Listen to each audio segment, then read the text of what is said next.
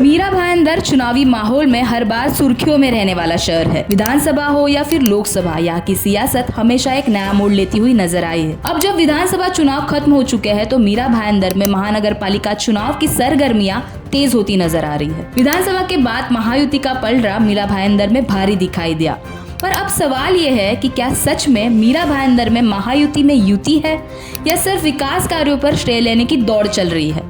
मीरा भाईंदर की बढ़ती आबादी को देखते हुए मेट्रो, एलिवेटेड ब्रिज, सड़क मरम्मत, ट्रैफिक जैम, न्यायालय और आरटीओ ऑफिस जैसे विकास कार्यों की घोषणा हुई, लेकिन हकीकत क्या है?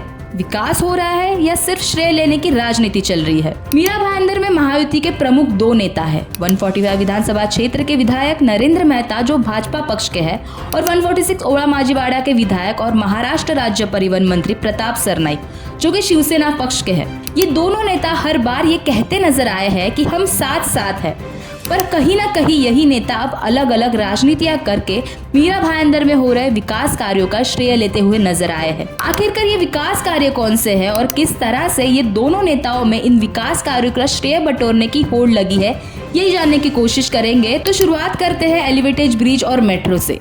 हाल ही के दिनों में मंत्री सरनाईक ने एलिवेटेड ब्रिज और मेट्रो का कई अधिकारियों के साथ जायजा किया था।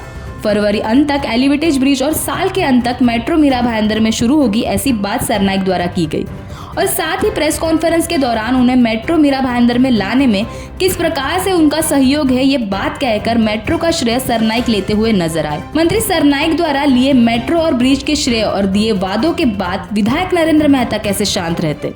तुरंत बाद नरेंद्र मेहता ने एलिवेटेड ब्रिज पर जाकर ब्रिज पर गाड़ी चलाकर स्टंट करके सोशल मीडिया पर वीडियो डालते हुए किस प्रकार से एलिवेटेड ब्रिज बनाने में और मेट्रो का कार्य उनके द्वारा संपन्न हो रहे हैं और साथ ही एलिवेटेड ब्रिज और मेट्रो जल्द से जल्द मीरा भाईंदर वासियों के लिए शुरू की जाएगी, ऐसा आश्वासन देते हुए नजर आए। अब आता है दहिसर टोल नाके का मुद्दा। जहां तक कि आप सभी को पता है कि मंत्री सरनाईक द्वारा दहिसर टोल नाके का लिया जायजा और ठेकेदार को लगाई हुई फटकार काफी वायरल हुई थी, पर विधानसभा चुनाव के बाद दहिसर टोल नाके का मुद्दा अगर किसी ने उठाया था तो वो मंत्री सरनाईक नहीं, तो वो विधायक नरेंद्र मेहता थे। 13 दिसंबर 2024 को दहिसर की विधायिका मनीषा चौधरी और वाहतुक पुलिस अधिकारियों के साथ विधायक नरेंद्र मेहता ने संयुक्त दौरा किया था और मीरा भाईंदर वासियों को सोशल मीडिया पर पोस्ट डालकर आश्वासन दिया कि उन्हें जल्द से जल्द ट्रैफिक मुक्त दहिसर टोल नाका मिलेगा। हालांकि उनका ये जायजा मंत्री सरनाईक की तरह वायरल नहीं हो पाया, पर श्रेय लेने में सरनाईक अव्वल नजर आए। इसके बाद आता है सबसे विवादित मुद्दा, यानी मीरा भाईंदर में बनकर तैयार न्यायालय।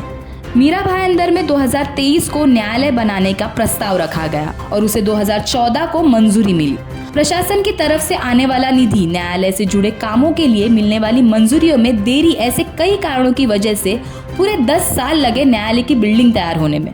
पर बिल्डिंग तैयार होके भी जनता को न्यायालय उपलब्ध नहीं हो पाने के मुद्दे ने बड़ा बवाल मचाया था। न्यायालय के उद्घाटन को सिर्फ तारीख पर तारीख मिल रही थी, पर मंत्री सरनाईक के प्रयासों से आखिरकार 8 मार्च को न्यायालय का उद्घाटन किया जाएगा, ऐसा ऐलान खुद मंत्री सरनाईक ने न्यायालय का जायजा लेकर किया और रुके हुए कामों पर अधिकारियों को फटकार लगाते हुए 2 मार्च तक सारे काम पूरे होने के निर्देश दिए गए। सभी और सरनाईक ने न्यायालय को लेकर लिए इस फैसले की चर्चा शुरू ही थी कि दूसरे ही दिन विधायक नरेंद्र मेहता न्यायालय के बिल्डिंग का जायजा लेने पहुंचे और सोशल मीडिया पर पोस्ट डालकर सरनाईक द्वारा कही गई बातें दोहराते हुए नजर आए। ये तो बात हुई विकास कार्यों को लेकर चल रही रस्साकसी की। इन दो नेताओं में चल रहे आंतरिक टकराव का खुलासा करने वाला एक और मुद्दा, यानी MMRDA के साथ नेताओं की हुई अलग अलग बैठक, जिसमें पहले विधायक नरेंद्र मेहता ने सूर्या प्रकल्प का आने वाला पानी, खराब सड़कें जैसे मुद्दों पर चर्चा की, तो वही विधायक नरेंद्र मेहता के बाद मंत्री सरनाईक ने भी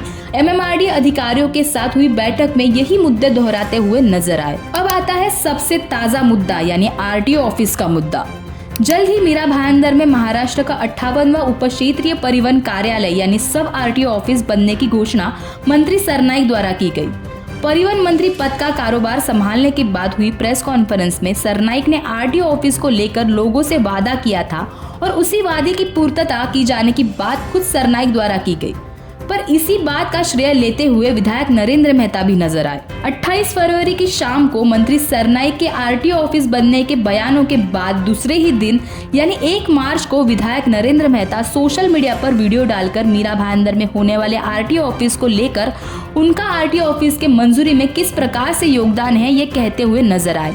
एक तरफ मंत्री सरनाईक कह रहे हैं कि मीरा भाईंदर में आरटीओ ऑफिस बनने के लिए उन्होंने प्रयास किया, वही नरेंद्र मेहता ऐसा दावा कर रहे हैं कि 2019 में वो मीरा भाईंदर में आरटीओ ऑफिस बन सके इसलिए प्रयास कर रहे थे। आखिरकार मीरा भाईंदर वासी किसकी बातों पर विश्वास रखे? विधानसभा चुनाव के पहले और विधानसभा चुनाव के बाद महायुति के दोनों पक्षों में भारी पैमाने पर नेताओं की इनकमिंग देखी गई, जिसमें कई मीरा भाईंदर के बड़े नेताओं का भी नाम शामिल था। शिवसेना यूबीटी पक्ष के नेता शंकर विरकर का भाजपा में पक्ष प्रवेश और शिवसेना यूबीटी पक्ष के पूर्व नगर सेवक प्रवीण पाटिल और पूर्व विधायक गिलबर्ट मेंडोंसा का उत्तन के 3 नगर सेवकों के साथ शिवसेना शिंदे पक्ष में हुए प्रवेश ने सभी को चौंका दिया था। साथ ही गिलबर्ट मेंडोंसा के पक्ष प्रवेश के बाद उत्तन में मंत्री सरनाईक द्वारा आयोजित किया गया जनता दरबार और उस जनता दरबार में विधायक नरेंद्र मेहता का उपस्थित न होना क्या इसी बात के संकेत है कि 145 विधानसभा क्षेत्र में शिवसेना पक्ष अपना अस्तित्व निर्माण करने की कोशिश कर रहा है? ये तो हुई फिलहाल के दिनों में घटी हुई बातें, पर विधानसभा चुनाव के दौरान भी महायुति में ऐसे ही टकराव देखने को मिले थे। सबसे आखिर में महायुति से मीरा भाईंदर का उम्मीदवार घोषित किया गया था और इसका कारण तो सभी को पता होगा, वो था शिवसेना और भाजपा के बीच चल रहा टकराव। 2014 से मीरा भाईंदर को अपना गढ़ बनाने वाले भाजपा को मीरा भाईंदर में अपना उम्मीदवार खड़ा करना था, लेकिन इसी सीट से शिवसेना शिंदे पक्ष को भी अपना उम्मीदवार चुनाव के मैदान में उतारना था। पर आखिर में शिवसेना को अपनी जिद छोड़नी पड़ी और मीरा भाईंदर की सीट फिर एक बार भाजपा के नाम हुई। मीरा भाईंदर की राजनीति में महानगर पालिका चुनाव से पहले सियासी हलचल तेज हो गई है। क्या शिवसेना अपनी पकड़ मजबूत करने के लिए नया राजनीतिक दांव खेल रही है और क्या भाजपा इसे नाकाम करने की कोशिश में जुटी है? विकास के नाम पर मेट्रो, एलिवेटेड ब्रिज, सड़क सुधार, ट्रैफिक नियंत्रण और न्यायालय जैसी परियोजनाओं की घोषणा तो हो रही है, लेकिन क्या ये हकीकत में बदल रही है या सिर्फ श्रेय लेने की होड़ चल रही है? महायुति के 2 दिग्गज नेताओं की रस्साकस्सी का असली खामियाजा कहीं जनता को तो ही ना भुगतना पड़े। अब सवाल ये है कि महानगर पालिका चुनाव में महायुति में युति बचेगी या नहीं, और क्या ये राजनीति जनता के विकास से ज्यादा व्यक्तिगत लाभ तक सीमित रह जाएगी? इस पूरी रिपोर्ट पर आपकी क्या राय है? कमेंट कर जरूर बताइए और ऐसी ही बेबाक रिपोर्ट के लिए जुड़े रहिए MB लाइव के साथ।